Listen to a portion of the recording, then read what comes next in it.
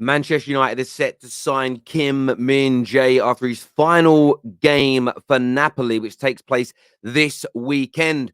Chelsea will sit down with Ugarte and increase their personal terms offer after Paris Saint-Germain doubled their initial personal term salaries that were given to him just a week ago.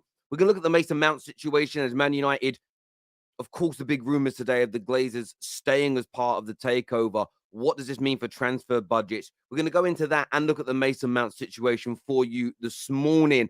Plus, the Caicedo update as well, with an £80 million bid reportedly being made by Chelsea next week. And we're taking a look at Arsenal with a £30 million exit of Kieran Tierney, plus reports of a £17 million bid for Boey. Very, very exciting young player at Galatasaray. We're going to look at all that news and much more, but hit the like button, subscribe to the Football Terrace. Let's go.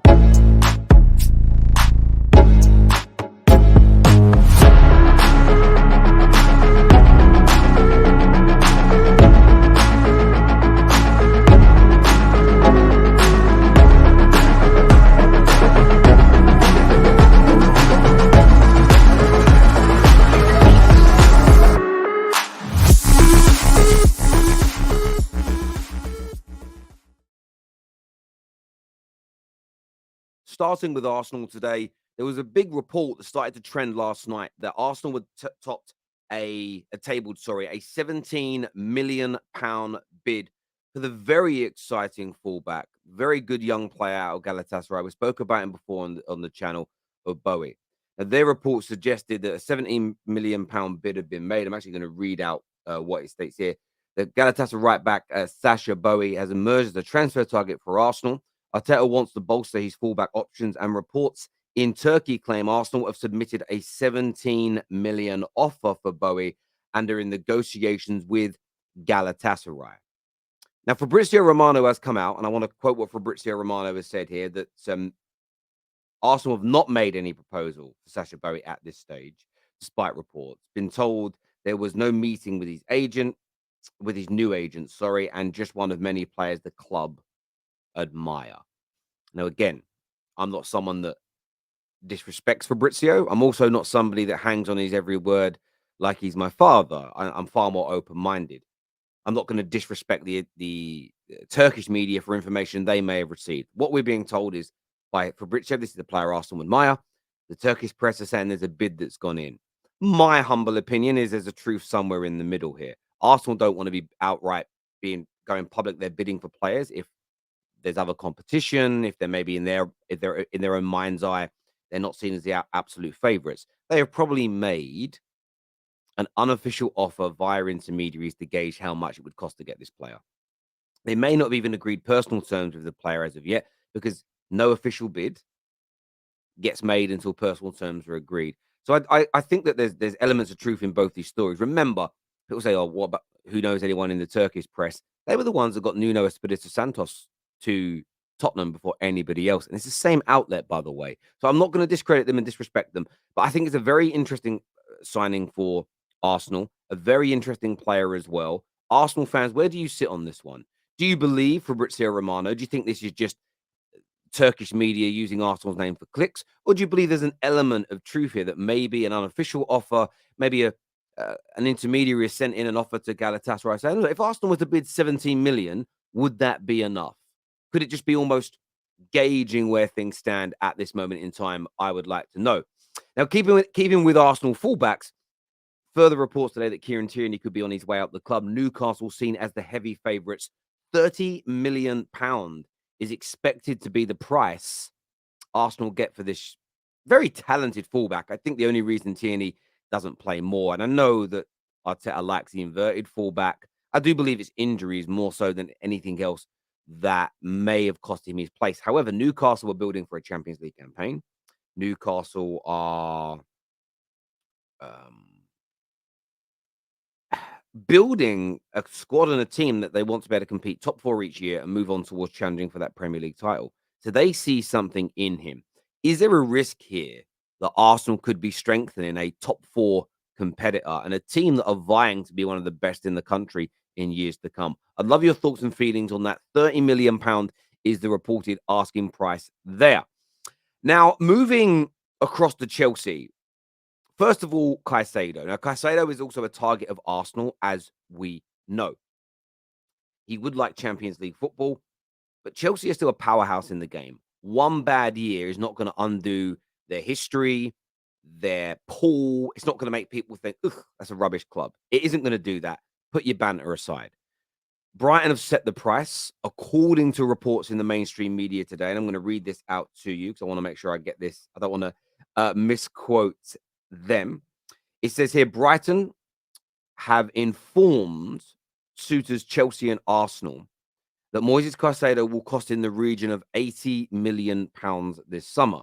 This is according to The Guardian, very reputable organization here in the UK, who detail Chelsea's plans to bid for both Caicedo and Manuel Ugarte to bolster the midfield at Chelsea.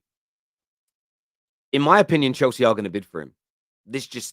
Chelsea are not going to sit on their hands this summer. They're not going to go, all right, we got a few things wrong last year. Let's kind of sit in the shadows this transfer window, make no stride forward, not try to improve our squad. Caicedo is an out-and-out baller. He has a great engine, youth on his side. He can play multiple positions in that midfield and can cover at right back if needed. So he has that versatility in his Arsenal as well. Will Arsenal go for him? A lot of Arsenal fans say they'll be very shocked if they get Rice and Caicedo. I think Arsenal right now, unless Bayern Munich or Man United blow them out the water, outbid them and offer far more wages, they're probably going to get Declan Rice. Will they get both of these individuals? I'm not too sure. And if Chelsea bid next week, which is what some of the reports are suggesting for Caicedo, and land him, if they get it done early, Arsenal have to work very, very hard on that Rice deal. But it's going to be intriguing to see what happens there. And with Manuel Ugarte, there were a lot of reports early this week that personal terms were agreed. And as a fan channel, we react to the news. So I know that 99.9% of you know we are not claiming that we know what's going on. I might say I tweeted and DM'd or texted some journalists, but still we're only reporting on what journalists are saying, not that we have sources at clubs or talking to agents, etc. Well, we've interviewed a few agents on the channel before, but you get my drift. And what's really interesting, they reported that the personal terms were agreed. The same very journalists that reported that have all deleted their tweets since. Now, I have DM'd a few of them and said, what happened? Did you get bad information? Their response was very much, it wasn't bad information. Chelsea offered an amount of money. And then I've got two different stories. First of all, they said that Chelsea then pulled that offer and offered less, which is what they said, just quoting them. The second journalist said that it was agreed to. Ugarte said he was happy with what Chelsea offered. But then Paris Saint-Germain have come in and offered more. Therefore, by proxy, he's now rejecting Chelsea because he's going to accept the better offer. However, he wants the Premier League.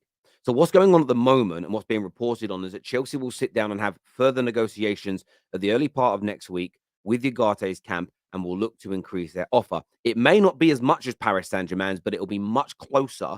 Plus, he wants to be in the Premier League. So Chelsea kind of know they don't have to match or beat it because his preference is Chelsea in the Premier League at this moment in time. So it's going to be intriguing to see what happens here. Chelsea fans should be very, very excited because this could be a complete midfield overhaul for you. And we know how good Caicedo is. And a lot of people don't know about Ugarte.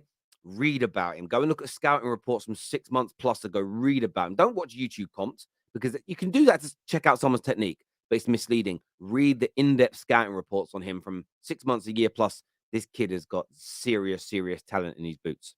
Now, moving on to Manchester United. First and foremost, there's talk of Mason Mount, £80 million Chelsea want. Ten Hag has kind of briefed the media on this, that Man United think that is far too expensive. They'll be looking to push that price down. Although personal terms have gone from being agreed to being not a problem, which I've been telling you all for 3 years, means exactly the same thing.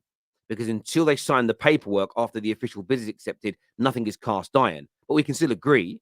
I can make you a job offer over the phone. You agree to it. You've agreed to the terms. Doesn't mean you've signed the contract and the deal's complete. Like I say, terminology is important. Done deals, personal terms agreed are not the same as deal complete or a completed deal. So he's happy to join Man United. Man United got to do a lot of negotiations to do surrounding that.